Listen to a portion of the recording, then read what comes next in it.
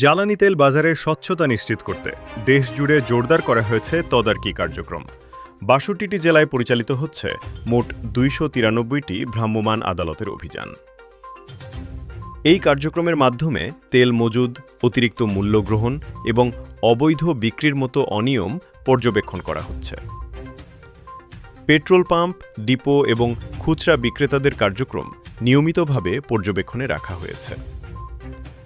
কর্তৃপক্ষ জানিয়েছে, বাজারে কৃত্রিম সংকট রোধ করা এবং সাধারণ মানুষের ভোগান্তি কমানোই এই উদ্যোগের মূল লক্ষ্য। যেসব ক্ষেত্রে অনিয়ম পাওয়া যাচ্ছে সেখানে তাৎক্ষণিক ব্যবস্থা নেওয়া হচ্ছে। বিশেষজ্ঞদের মতে, এ ধরনের তদারকি অব্যাহত থাকলে জ্বালানি বাজারে স্থিতিশীলতা ফিরে আসতে পারে। অভিযান চলমান রয়েছে এবং পরিস্থিতির উন্নতি কতটা হয় সেটাই এখন দেখার বিষয়।